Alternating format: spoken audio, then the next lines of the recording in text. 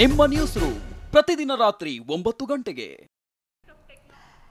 ಬಿಜೆಪಿಗೆ ಬೌನ್ಸ್ ಆಯ್ತಾ ವಿಪಕ್ಷಕ್ಕೆ ನೀಡಿದ್ದ ಲೀಗಲ್ ನೋಟಿಸ್? ಬಿಜೆಪಿಗೆ ಬೌನ್ಸ್ ಆಯ್ತಾ, ತಿರುಗುಬಾಣ ಆಯ್ತಾ ವಿಪಕ್ಷಕ್ಕೆ ನೀಡಿದಂತಹ ಲೀಗಲ್ ನೋಟಿಸ್? ಬಿಜೆಪಿಗೆ ಬೌನ್ಸ್ ಆಗೋಯ್ತಾ ವಿಪಕ್ಷಕ್ಕೆ ನೀಡಿದಂತಹ ಲೀಗಲ್ ನೋಟಿಸ್? ಕೋವಿಡ್ ಅವ್ಯವಹಾರ ಆರೋಪಕ್ಕೆ ಸಂಬಂಧಪಟ್ಟಂತೆ ಬಿಜೆಪಿಯನ್ನು ನೋಟಿಸ್ ಅನ್ನ ನೀಡಿತ್ತು.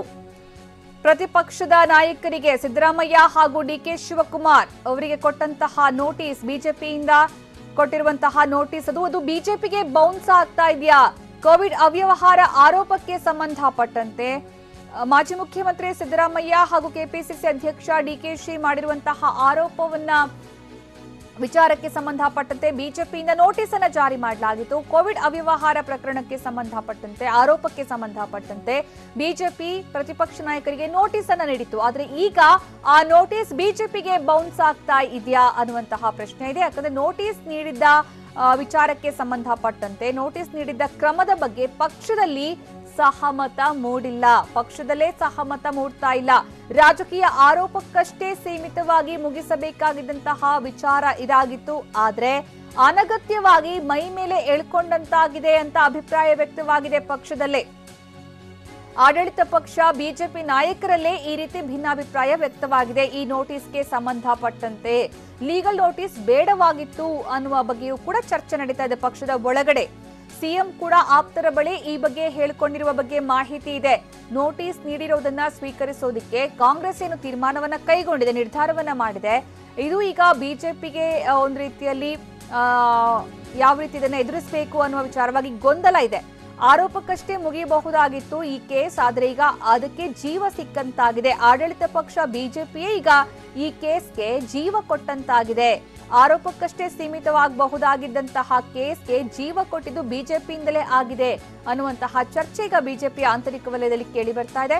ಆಡಳಿತ ಪಕ್ಷ ಬಿಜೆಪಿಯೇ ಈ ಕೇಸ್ಗೆ ಈಗ ಜೀವ ಕೊಟ್ಟಂತಾಗಿದ್ದು, ವಿಪಕ್ಷಗಳ ಕೈಗೆ ಅಸ್ತ್ರ ಕೊಟ್ಟಂತಾಗಿದೆ. ಕಾಂಗ್ರೆಸ್ ತನಿಖೆಗೆ ಒತ್ತಾಯಿಸಿದಾಗ ಸರ್ಕಾರಕ್ಕೆ ಮತ್ತಷ್ಟು ಸಂಕಷ್ಟ ಎದುರಾಗುತ್ತೆ. ಹೀಗಾಗಿ ನೋಟಿಸ್ ಅಗತ್ಯವಿರಲಿಲ್ಲ ಅಂತ ಪಕ್ಷದ ಒಳಗಡೆ ಕೆಲ ನಾಯಕರು ಅಭಿಪ್ರಾಯವನ್ನ ವ್ಯಕ್ತಪಡಿಸಿದ್ದಾರೆ. ಇನ್ನು ಸಿಎಂ ಬಿಎಸ್ವೈ ಹಾಗೂ ಬಿಜೆಪಿ ರಾಜ್ಯಾಧ್ಯಕ್ಷ ನಳಿನ್ ಕುಮಾರ್ ಕಟೀಲು ಹಾಗೆ ಬಿಎಲ್ ಸಂತೋಷ್ ಮತ್ತೆ ಪ್ರಹ್ಲಾದ್ ಜೋಶಿ ಅವರ ಗಮನಕ್ಕೆ ತಂದೆ ಈ ನೋಟಿಸ್ ಅನ್ನ ನೀಡಲಾಗಿದೆ ಅಂತ ಬಿಜೆಪಿ ನಾಯಕರು ಹೇಳ್ತಾ ಇದ್ದಾರೆ. ಆದ್ರೆ ಬಿಜೆಪಿ ನಾಯಕರಲ್ಲೇ ಈ ನೋಟಿಸ್ಗೆ ಸಂಬಂಧಪಟ್ಟಂತೆ ಒಮ್ಮತ ಇಲ್ಲ. ಬಿಜೆಪಿಗೆ ಇದು ಬೌನ್ಸ್ ಬ್ಯಾಕ್ ಆಗ್ತಾ ಇದೆಯಾ ಹಾಗಾದ್ರೆ ತೆಗೆದುಕೊಂಡಿರುವಂತಹ ಕ್ರಮ ಅನ್ನುವಂತಹ ಪ್ರಶ್ನೆ. ಇನ್ನು ಕೋವಿಡ್ ಅವ್ಯವಹಾರಕ್ಕೆ ಸಂಬಂಧಪಟ್ಟಂತೆ ಸರ್ಕಾರದ ವಿರುದ್ಧ ಗಂಭೀರ ಆರೋಪವನ್ನ ಕಾಂಗ್ರೆಸ್ ಪಕ್ಷ ಮಾಡಿತ್ತು.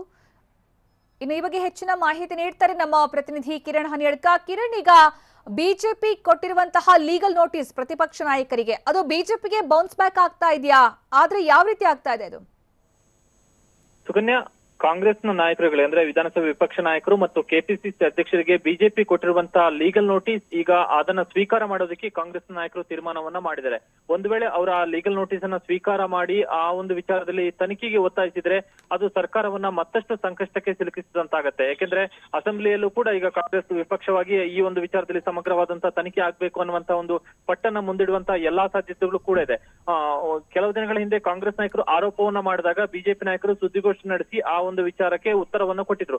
ಕೇವಲ ಒಂದು ರಾಜಕೀಯ ಆರೋಪ ಪ್ರತ್ಯಾರೋಪಕ್ಕಷ್ಟೇ ಸೀಮಿತವಾಗಿ ಹೋಗಬಹುದಾಗಿದ್ದಂತಹ ಪ್ರಕರಣಕ್ಕೆ ಈಗ ಲೀಗಲ್ ನೋಟಿಸ್ ನೀಡುವ ಮುಖಾಂತರವಾಗಿ ಆಡಳಿತ ಪಕ್ಷ ಬಿಜೆಪಿ ಮತ್ತಷ್ಟು ಜೀವವನ್ನ ಕೊಟ್ಟಂತಾಗಿದೆ ಅನ್ನುವಂತಹ ಒಂದಷ್ಟು ಅಭಿಪ್ರಾಯಗಳು ಈಗ ಆಡಳಿತ ಪಕ್ಷ ಬಿಜೆಪಿ ಕೆಲವು ನಾಯಕರಲ್ಲಿ ಕೇಳಿ ಬಂದಿದೆ. ಅಂದ್ರೆ ಈ ಲೀಗಲ್ ನೋಟಿಸ್ ಕೊಡುವಂತಹ ಮಟ್ಟಕ್ಕೆ ಹೋಗೋದು ಬೇಡವಾಗಿತ್ತು ಅನ್ನುವಂಥದ್ದು ಈಗ ಬಿಜೆಪಿ ಕೆಲವು ನಾಯಕರಲ್ಲಿ ವ್ಯಕ್ತವಾಗಿರುವಂತಹ ಅಭಿಪ್ರಾಯ.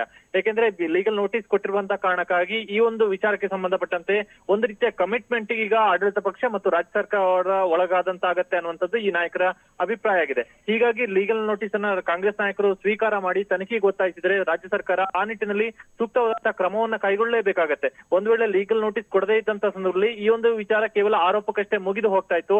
ಈಗ ಆ ಒಂದು ವಿಚಾರವನ್ನ ಆಡಳಿತ ಪಕ್ಷ ಬಿಜೆಪಿ ಹೆಚ್ಚು ಹೆಚ್ಚು ಬೆಳೆಸಿದಂತಾಗತ್ತೆ ಅನ್ನುವಂತ ಒಂದು ಅಭಿಪ್ರಾಯವನ್ನ ಈಗ ಕೆಲವು ಬಿಜೆಪಿ ನಾಯಕರು ವ್ಯಕ್ತಪಡಿಸಿದ್ದಾರೆ. ಮುಖ್ಯಮಂತ್ರಿಗಳು ಕೂಡ ತಮ್ಮ ಆಪ್ತರ ಬಳಿ ಲೀಗಲ್ ನೋಟಿಸ್ ನಂತಹ ಮಟ್ಟಕ್ಕೆ ಬೇಡವಾಗಿತ್ತು ಅನ್ನುವಂತಹ ಒಂದು ಮಾತುಗಳನ್ನು ಕೂಡ ಹೇಳ್ಕೊಂಡಿದ್ದಾರೆ ಅನ್ನುವಂತಹ ಮಾಹಿತಿಗಳು ಕೂಡ ಇದೆ. ಹೀಗಾಗಿ ಹೀಗಾಗಿ ಕಾಂಗ್ರೆಸ್ನಿಗೆ ಲೀಗಲ್ ನೋಟಿಸ್ ಕೊಟ್ಟಿರುವಂತದ್ದು ಬಿಜೆಪಿಯನ್ನೇ ಸಂಕಷ್ಟಕ್ಕೆ ಸಿಲುಕಿಸುತ್ತಾ ಅನ್ನುವಂತ ಒಂದು ಅಭಿಪ್ರಾಯ ವ್ಯಕ್ತವಾಗಿರುವಂತ ಕಾರಣಕ್ಕಾಗಿ ಬಿಜೆಪಿಯಲ್ಲಿ ಈ ಒಂದು ಲೀಗಲ್ ನೋಟಿಸ್ ವಿಚಾರಕ್ಕೆ ಪೂರ್ಣವಾದಂತಹ ಸಹಮತ ಮೂಡಿಲ್ಲ ಅನ್ನುವಂತಹ ಮಾಹಿತಿ ಇದೆ. ಆದ್ರೆ ಬಿಜೆಪಿ ನಾಯಕರು ಈ ವಿಚಾರವನ್ನ ಒಪ್ಪೋದಕ್ಕೆ ಸಿದ್ಧವಿಲ್ಲ. ಅವರು ಏನಂದ್ರೆ ಈ ಒಂದು ವಿಚಾರವನ್ನ ಲೀಗಲ್ ನೋಟಿಸ್ ವಿಚಾರವನ್ನ ಮುಖ್ಯಮಂತ್ರಿಗಳು, ಬಿಜೆಪಿ ರಾಜ್ಯಾಧ್ಯಕ್ಷರು, ರಾಷ್ಟ್ರೀಯ ಸಂಘಟನಾ ಪ್ರಧಾನ ಕಾರ್ಯದರ್ಶಿಗಳು ಮತ್ತು ಕೇಂದ್ರ ಸಚಿವ ಪ್ರಹ್ಲಾದ್ ಜೋಶಿ ಮುಂತಾದ ನಾಯಕರುಗಳ ಹಿರಿಯರ ಗಮನಕ್ಕೆ ತಂದೆ ನಾವು ಈ ಒಂದು ಕ್ರಮವನ್ನು ಕೈಗೊಳ್ಳಲಾಗಿದೆ ಅನ್ನುವಂತಹ ಸಮಜಾಯಿಷಿಯನ್ನು ಕೂಡ ಅವರು ಕೊಡ್ತಾ ಇದ್ದಾರೆ. ಆದ್ರೆ ಒಟ್ಟಾರೆಯಾಗಿರುವಂತಹ ವಿಚಾರ ಏನಂದ್ರೆ ಬಿಜೆಪಿ ಲೀಗಲ್ ನೋಟಿಸ್ ಕೊಟ್ಟಿರುವಂತಹ ವಿಚಾರ ಬಿಜೆಪಿ ಒಂದು ರೀತಿಯಲ್ಲಿ ಬೌನ್ಸ್ ಆಗಬಹುದಾ ಅನ್ನುವಂತ ಚರ್ಚೆ ಈಗ ಬಿಜೆಪಿ ನಾಯಕರಲ್ಲಿ ಆರಂಭ ಆಗಿರುವಂತದ್ದು.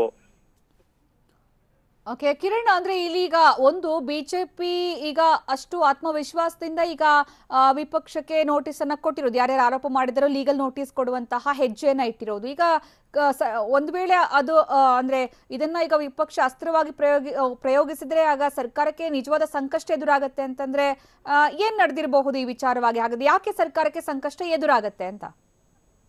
ಸುಕನ್ಯಾ, ಇಲ್ಲಿ ಬಿಜೆಪಿ ಲೀಗಲ್ ನೋಟಿಸ್ ಕೊಟ್ಟಿರುವಂತಹ ಕಾರಣದಾಗಿ ವಿಪಕ್ಷ ನಾಯಕರು ಈಗ ನೋಟಿಸ್ ಅನ್ನ ಸ್ವೀಕಾರ ಮಾಡೋದಕ್ಕೆ ತೀರ್ಮಾನವನ್ನು ಮಾಡ್ಕೊಂಡಿದ್ದಾರೆ. ಹೀಗಾಗಿ ಅವರು ಲೀಗಲ್ ನೋಟಿಸ್ ಅನ್ನ ಸ್ವೀಕಾರ ಮಾಡಿದ್ರೆ ಆ ವಿಚಾರವಾಗಿ ಅಂದ್ರೆ ಅವರು ಸಂಬಂಧಪಟ್ಟಂತ ನೋಟಿಸ್ಗೆ ಉತ್ತರವನ್ನ ಕೊಡಬೇಕಾಗತ್ತೆ. ಸಾರ್ವಜನಿಕವಾದಂತಹ ತಿಳುವಳಿಕೆ ಪತ್ರಕ್ಕೆ ಉತ್ತರವನ್ನ ಕೊಡುವಂತ ಸಂದರ್ಭದಲ್ಲಿ ಅವರು ಅವರ ಬಳಿ ಇರುವಂತಹ ದಾಖಲೆಗಳನ್ನ ಮತ್ತೆ ಈಗ ಮುಂದಿಡಬೇಕಾಗತ್ತೆ.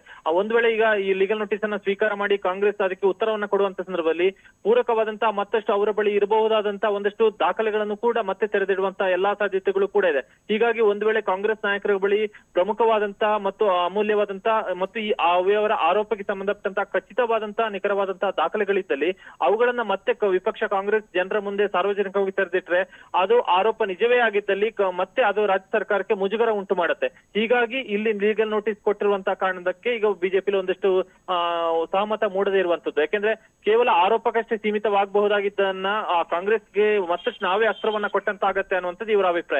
ಕಾಂಗ್ರೆಸ್ ಬಳಿ ಇರುವಂತಹ ಈವರೆಗೆ ಬಿಡುಗಡೆ ಮಾಡದೇ ಇರುವಂತಹ ಒಂದಷ್ಟು ದಾಖಲೆಗಳನ್ನ ಮತ್ತೆ ಬಿಡುಗಡೆ ಮಾಡಿದ್ರೆ ಅದು ಸಹಜವಾಗಿ ಆಡಳಿತ ಪಕ್ಷಕ್ಕೆ ಮುಜುಗರ ತಂದಿಡುತ್ತೆ ಮತ್ತು ರಾಜ್ಯ ಸರ್ಕಾರಕ್ಕೂ ಕೂಡ ಮುಜುಗರ ತಂದಿಡುತ್ತೆ. ರಾಜ್ಯ ಸರ್ಕಾರ ಮತ್ತೆ ಅವುಗಳಿಗೆ ಸಂಬಂಧಪಟ್ಟಂತಹ ದಾಖಲೆಗಳನ್ನ ಮುಂದಿಡಬೇಕಾಗತ್ತೆ ಮತ್ತು ವಿಧಾನಸಭೆ ಅಧಿವೇಶನದಲ್ಲಿ ಏನಾದ್ರೂ ವಿಪಕ್ಷ ಈ ಸಂಬಂಧವಾಗಿ ತನಿಖೆಗೆ ಒತ್ತಾಯಿಸಿದರೆ ಸಂಬಂಧಪಟ್ಟಂತಹ ತನಿಖೆಗೆ ರಾಜ್ಯ ಸರ್ಕಾರ ಕೂಡ ಒಪ್ಪಲೇಬೇಕಾದಂತಹ ತನಿಖೆಯನ್ನ ಮಾಡಲೇಬೇಕಾದಂತಹ ಅನಿವಾರ್ಯತೆ ಕೂಡ ಸೃಷ್ಟಿಯಾಗುತ್ತೆ. ಒಂದು ವೇಳೆ ವಿಪಕ್ಷ ಕಾಂಗ್ರೆಸ್ ತನಿಖೆಗೆ ಒತ್ತಾಯಿಸಿ ಅದಕ್ಕೆ ರಾಜ್ಯ ಸರ್ಕಾರ ಒಪ್ಪದೇ ಇದ್ದಲ್ಲಿ ರಾಜ್ಯ ಸರ್ಕಾರ ಪಲಾಯನವಾದ ಮಾಡದಂತಹ ರೀತಿಯಲ್ಲಾಗತ್ತೆ. ಇಂತಹ ಸನ್ನಿವೇಶಗಳೆಲ್ಲವೂ ಕೂಡ ಸೃಷ್ಟಿಯಾಗುವಂತಹ ಕಾರಣಕ್ಕಾಗಿ ಈಗ ಆಡಳಿತ ಪಕ್ಷವೇ ರಾಜ್ಯ ಸರ್ಕಾರವನ್ನ ಇಕ್ಕಟ್ಟಿಗೆ ಸಿಲುಕಿಸಿದಂತ ಆಯ್ತಾ ಅನ್ನುವಂತ ಚರ್ಚೆಗೆ ಬಿಜೆಪಿ ಆರಂಭ ಆಗಿರುವಂತದ್ದು. ಸುಕನ್ಯಾ, ಧನ್ಯವಾದ ಕಿರಣ್ ಹನ್ಯಡ್ಕ.